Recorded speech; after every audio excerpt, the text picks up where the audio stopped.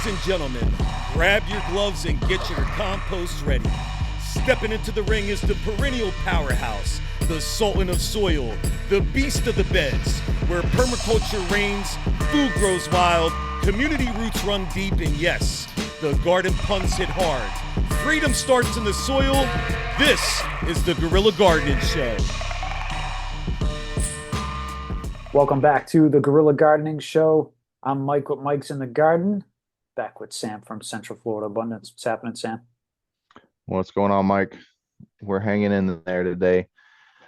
How you doing? It's the holiday season. It's cold, but it's also hot. It's hard to adjust to all this. Yeah, it's a whirlwind for your immune system, especially I'm not as nasally as I was a couple days ago, but real quick before we get into today's video, just want to remind everyone these episodes are us talking about specific topics, plants, pruning. If you have a project, something you're struggling with, please reach out to us. You can comment on either of these channels. You can go to the descriptions, find our links, and the links, there'll be an email if you don't want to put your information out there publicly. And you can email us and ask us what you need help with, and we'll see if we can address it on a future video. Today, I'm really excited to, just from seeing your little slideshow of photos here, this looks like an awesome video, so I'll let you explain what we're going to get into today, Sam. Yeah, today we're going to take a look at a food forest that a friend of mine installed, and I helped him. I went out there a couple times before he did anything and helped him look it over. And then what I got today is, I think, like 2 years in. Things have grown, things are pretty crazy, and now it's time for management. And that's what these photos are from. We went in there and did a big chop and drop day. Nice. So let me see. All right. You see this? Sweet. Yeah, this looks awesome. So this is a food forest in St. Cloud, Florida, and it was made by my friend Enrique at Rooted Solutions. Um, Amazing guy, really in touch with nature. He put a lot of thought into this system. Um, and so the whole system we're looking at, there was a square parcel of land in front of a house, and the homeowner said he wanted a food forest there. Something that's got a lot of productive species, but mostly perennial things that, once they're planted, they're just going to continue to grow. So in those systems, you end up with a lot of other species on top of the perennial productive ones that are meant to accumulate biomass. And that's something that Enrique did a really great job with here. Another great thing that I love about this one is just the shape and the general layout of it. It's a circular design inside this square property. But inside the circle, it's divided up by all of these little pathways. And so it kind of just turns every portion into its own little bed. And you can kind of see that here. There's the three main pathways that are very wide, where equipment and tractors can drive through. But then there's also lots of smaller pathways through these beds that are really just meant for walking and make, access to the plants a lot easier. But mostly what we're looking at right here is all the biomass.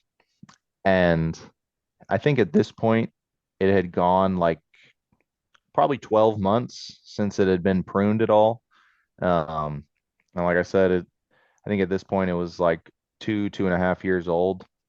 So you get a lot of growth in that 12 months.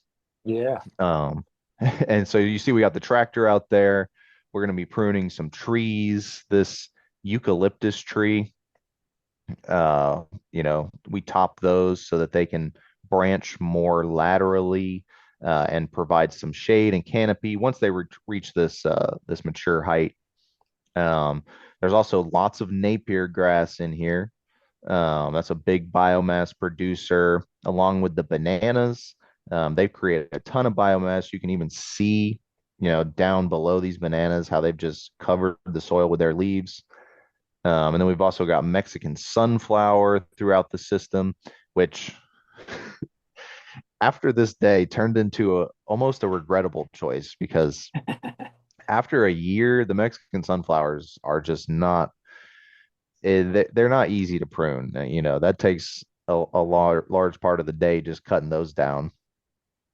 Um, but I'll go through the pictures here, and I've got some pictures of the surrounding area, because we really took into account, where we were. Um, this forest garden is really meant to be an extension of the existing area.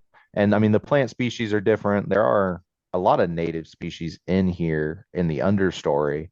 But the bananas, the mangoes, the avocados, you're not going to find those around here. Um, so this is a really nice shot just Yeah. of the overall shape.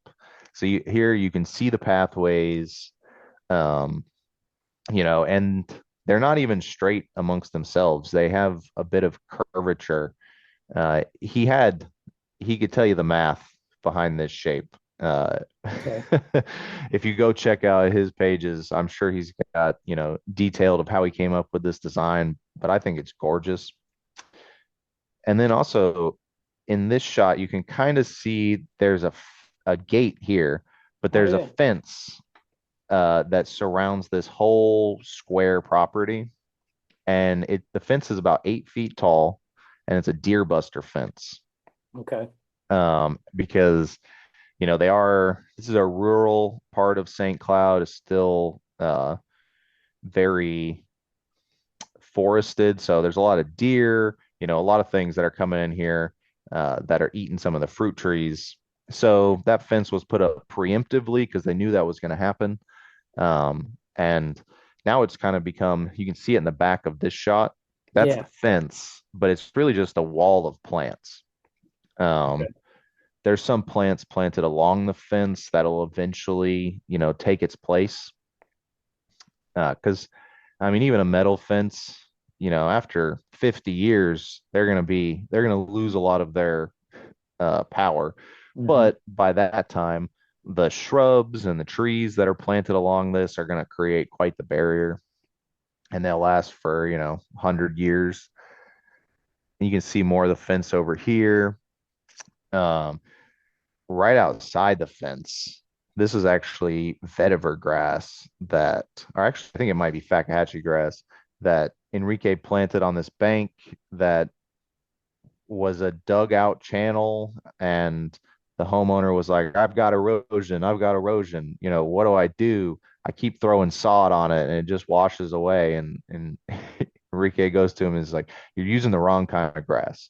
So he planted this hedge here, and then that just solidified that bank. Nice. Um, but yeah, this is another section, and you can really see how dense it is. All of these little beds, around. There's one in the back here, all up in the sides. They've got their own plants. I can make out the Jamaican cherry right here. This Okay. one's an olive tree.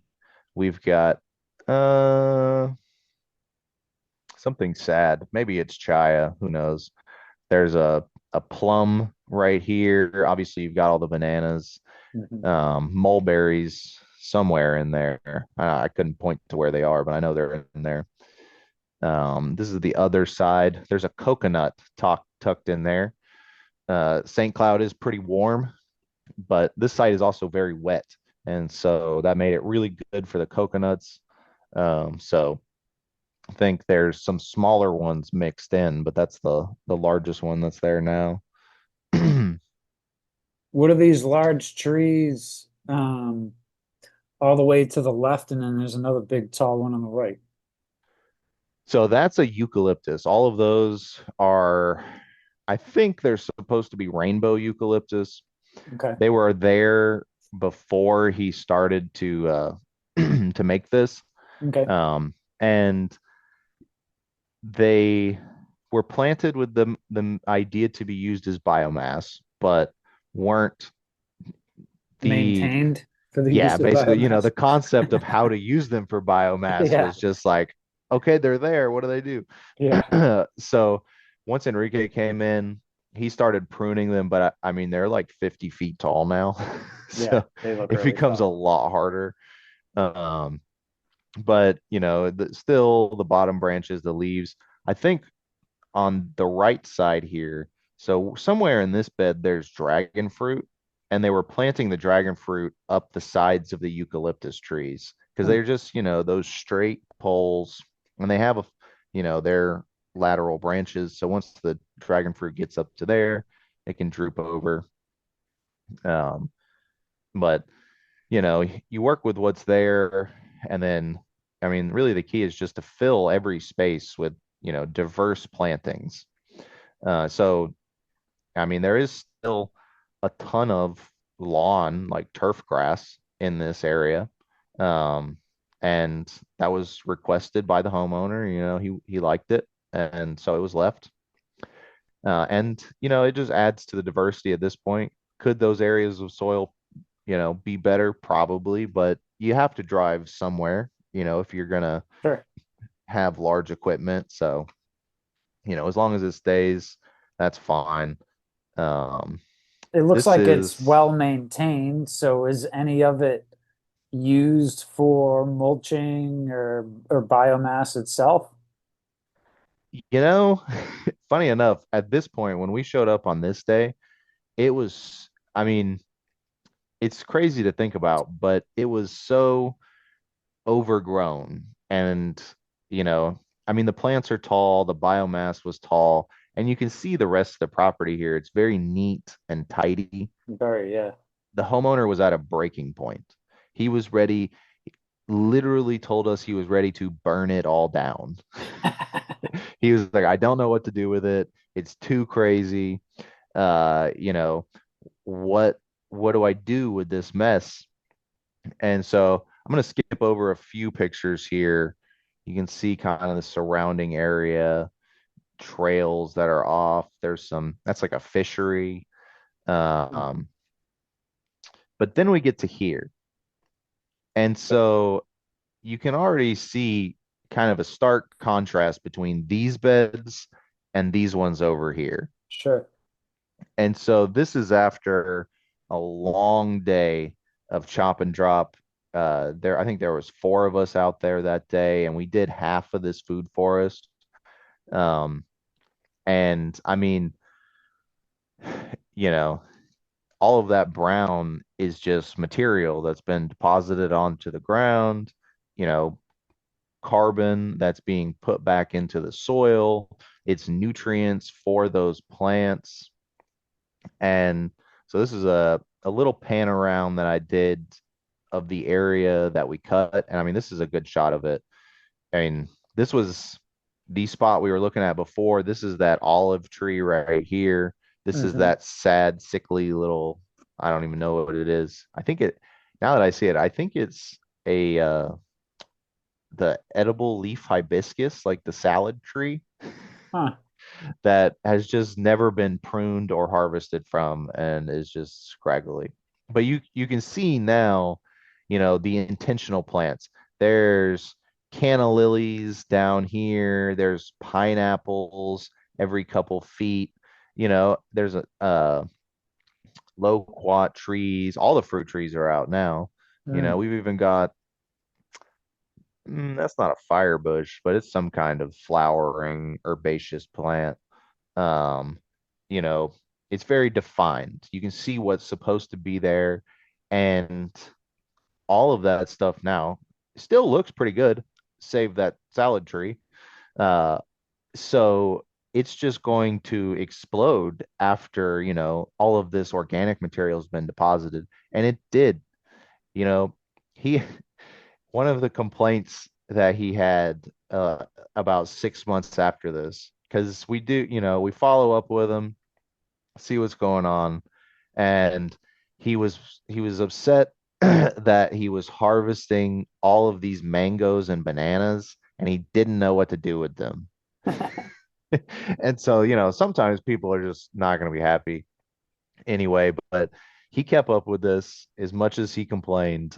And I think it's because, you know, it just provides so much. Even when we were out here, chopping this, he was out there with us.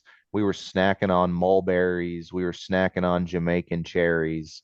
Um, you know, there's sugar cane out there. You get too hot, we break off a sugar cane stem and gnaw on that a little bit. So I'll play this video and we can just kind of pan around and see, loading things up into the tractor. Having that was kind of a vital resource for pruning some of these trees. This is the other bed. Look at this mango tree right here. Mm, And that was planted, 2.5 years before this, probably in a 7 to 10 gallon. And now okay. it's, I mean, 12 feet tall. Yeah. Uh, and this is just one of them. There's, I think, two more in this shot that I see. That might be an avocado, actually. There's a fire bush right in front of us. Hmm. But right here behind this avocado, this brown stump, that was the Napier. It was taller than that avocado tree, casting shade on it. And then it was all just cut down. It probably would have been cut lower if we'd had the tools to get through it at that point. But, you know, and then now we get to the side that hasn't been done yet. And you can see this Napier, you can tell there's some plants in here that we care about, but it's much more difficult to really, identify what they are. Is that a moringa stalk or something? I just see like a tree that's just completely pruned. Yeah, and so that is one of the eucalyptus. That's one of the Okay. eucalyptus that Enrique had planted when he did this. It was the one in that very first shot. You couldn't really tell, but it was very bushy, kind of in the, middle back of that shot. And we pruned it here at about 15 feet. And, now the idea is that you know, we capitalized on the lateral branching. Any branches that pop up from the top, those will be taken down, and we'll just, probably get two or three main branches coming off this direction. And then that's just going to provide shade. And also, drop its leaves, provide biomass. But we don't want it too tall because then it becomes, too hard to prune those extra branches that become unsturdy and, may pose danger to the system. Nothing's worse than planting a awesome new young seedling that you work so hard on, and then a eucalyptus branch falls on top of it. Yeah. Is that a fast growing tree, the eucalyptus? Very fast. Okay. Yeah, I mean, a couple years. I mean, I know the other ones you said were already there, but if Enrique planted that 2 years ago and it's already pretty hardy, Yeah, I've and you got cut it a down to 15 feet. oh yeah, I've got a 15-foot one in my yard right now that I have not pruned yet. It's about time for it, but I planted it when it was about 6 inches tall, and that was this spring. It was like March I planted Wow. it, and now it's 15 feet tall and already cast shade. It's probably the tallest tree in my yard. Okay. Um, and the thing with the eucalyptus is they can they have some invasive potential because they reseed like crazy. Now, the way to keep them from doing that, if you're using them properly, you're not letting them make seeds. Because when they make seeds, they take a lot of nutrients from the soil to do that. So every time they flower, we should really be coppicing them, taking off all that biomass and returning it to the plants that we actually want. We don't want to grow 1,000 eucalyptus trees. I mean, unless you want to sell them, maybe. But here we're trying to grow bananas and avocados and mangoes. So we keep these eucalyptus from producing. We return the nutrients that they accumulate back into the soil, and feed it back into our desirable plants here. But yeah, this section, so I mean, this is unpruned, and we're still on in this shot, we're probably 10 feet off the ground. So you can Wow. imagine standing in this. It's kind of, I mean, it feels like you're in a jungle. Not necessarily like the forest that surrounds this property, Sure, but but the edge of the jungle. yeah, exactly. Yeah.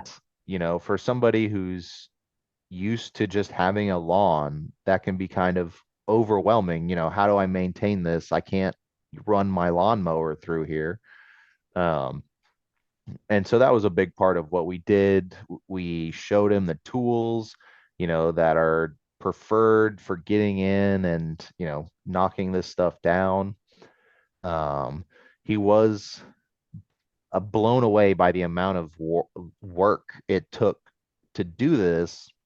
But the big part of it was that, this was we did half of it in a day. And so 2 days every 12 months. That's not so bad when you think about it like that. And it Not at really, all. it shouldn't be like that. If if he was out there, if he was able to get some help out there once a month, every other month, it would be, 2 or 3 hours a Couple hours. Yeah. day. Yeah. So, it's all the trade-off. And I mean, really the plants don't care how you do it. They're thriving out there. Um, Now, do you know, and you can Sam, when um when this was installed, how did they, I'm assuming you said Enrique did it. So how was it mhm.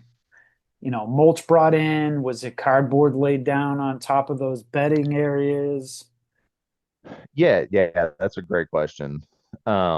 So this property flooded like crazy.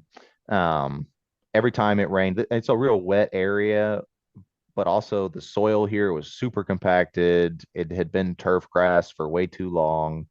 And it just flooded. The water had nowhere to go.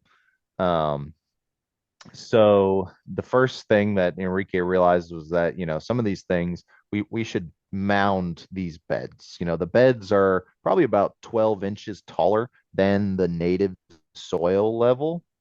And it's a smooth transition, it's not a steep drop off. So the plant, it's not really a big deal for the plants. It really just helps their bases stay drier during the floods. Um, but then, to combat that compaction, he tilled the ground to start with to break it up. Because, I mean, really, when you're starting with poor soil, tilling can really help. You don't want to rely on tilling. And usually, if you're going to till, it's like a one and done thing. And that's how this was. He tilled them. And I don't know for sure. Maybe he cardboarded. I think maybe he did. He definitely deep mulched and then he cover cropped the mulch. He Okay. had daikon radishes, I mean, sweet potatoes, peas, mustard greens. It was like a winter season. And so he did like a winter cover crop. Um, and then they came through, and I wasn't there for this part of the process, but I assume they probably mulched some more to terminate the cover crop, and then they went ahead and planted their first round of stuff into that. Okay. Um, So so, a lot of prep initially, oh yeah. and then so it was probably prepped, and then days, weeks, even months later came back to get the actual So perennials in there. yeah, it was when you think about like when they first got out there and started doing work in this green field, it was probably 3 or 4 months before they were at a point where they were like, okay, the installation's done. It was an ongoing process. And really, that's the ideal way to do these things, you know, because you gotta, your first round of plants are always going to be the worst, especially when you're conquering, poor soil. And so your first round of plants should be just no effort, no really minimal cost. Throw the cover crops in, get the life going, start building some structure in the soil, uh, and just let that sit for a little bit. Let it grow, forget about it, and then come back to it once they've done their work. You know, get rid of that. You don't even have to get rid of them all. A lot of times you can just plant into the cover crops depending on what you got. But then you can put your perennials in, and they're going to have a much better chance. If he hadn't done that, there would the beds, even with tilling, water would have a really hard time, getting into the soils. He tilled the beds, but the plants are all through the beds, and their roots want to grow, into the whole area around them. And so those cover crops, were, I mean, really throughout this whole thing, the rest just got mowed down and the grass persisted. But it improved the soil for everything. Really, cover cropping it probably even improved, those nitrogen fixers, those daikon radishes that break up the soil with their roots. They probably improve things for the grass. Mm, Uh, mm. you can see, in some areas around this, it's kind of a mess as we get like into the woods. And I mean, I say mess, but really this is better. These are like native grass species, dog fennels, scrub oaks, saw palmettos over here. That was the big thing that we tried to convince him in the early days, was to just keep this planting, like uh take the plants of this wall and then just continue them on through this area. Keep the scrub oaks, keep the saw palmettos, plant them out through here. But, you know, you got to make compromises. And I mean, doing something like that's a lot of extra cost when the other option is just to do nothing. Uh, Sure. but, it's always in the cards. It can always be done. Now, are those bee So boxes in the back? Those green, I don't think they're raised beds, but like on the back side of the property. Let's see, keep going, keep these going. things back here, Yeah, yeah. yeah, they're not bee boxes. They actually are being used as raised beds. Okay, What they were originally were, I think, something to do with fish. I think they told me they were like fishery tanks. They're big okay. concrete tubs. And Like an aquaponics system?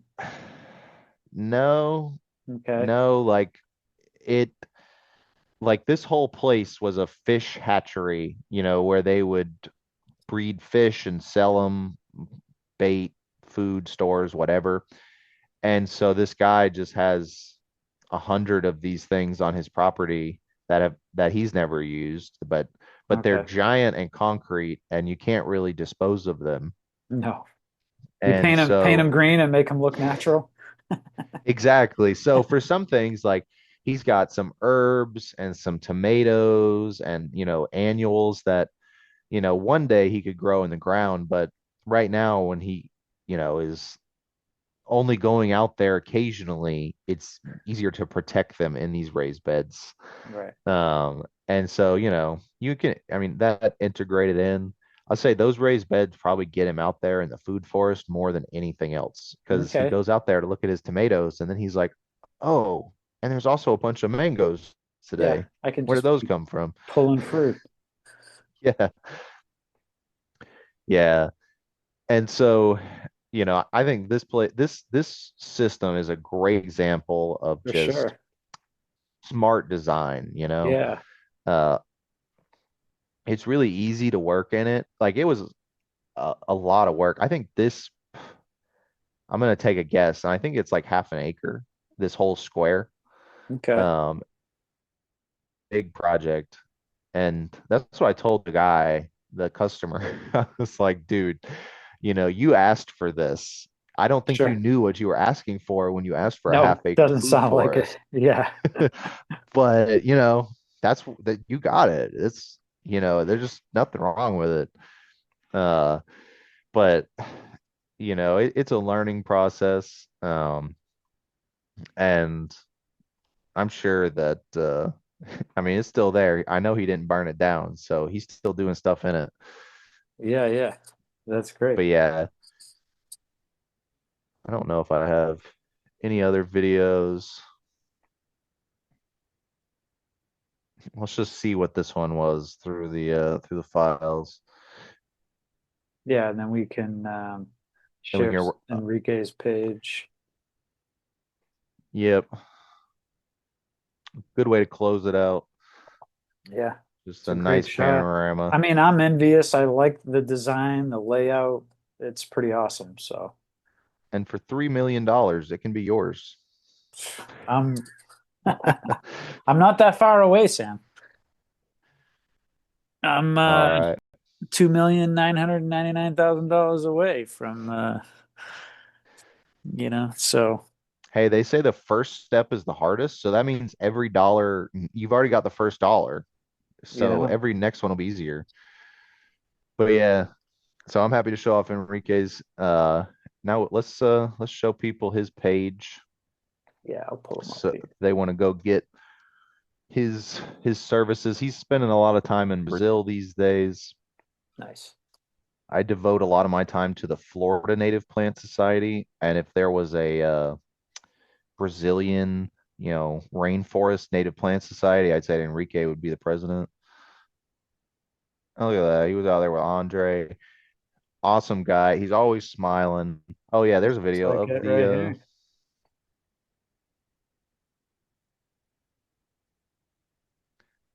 some of his other projects. He does, edible landscaping. Does he have his own Look at drone that. or is that courtesy of Central Florida Abundance? Wow, there's the pre. That Okay. yeah. That was my early drone work right there. You saw that shaky pan. Yeah, awesome. Yeah. Wonderful guy. And I mean, a wealth of information. If you're interested in, learning about connecting with nature, how to, live alongside natural processes, Enrique's your guy. If you can get a hold of him, he is in high demand. Excellent. I love this episode. This is, assuming, going to be another great one. Where can someone find you, Sam? Yeah, and if you want a food forest from somebody that's right here, you can reach out to Central Florida Abundance. I do property consultations, maintenance, and installations. And I also sell produce at igofarm.com if you're in Polk County. We got a minute left. Where are we going to check you out, Mike? You are going to find me at Mike's in the Garden, anywhere that you can search for it and find it. And you should just go ahead and subscribe, like, follow, do all the things. Also for Sam as well. And we're spitting facts around here, but lots of other unique, funny, inappropriate designs, of course. So you can head over here and get yourself a shirt to support the channel. And that's about it. Another great one, Sam. We'll catch you again on the flippity flip. See y'all next time. Hey, Mike.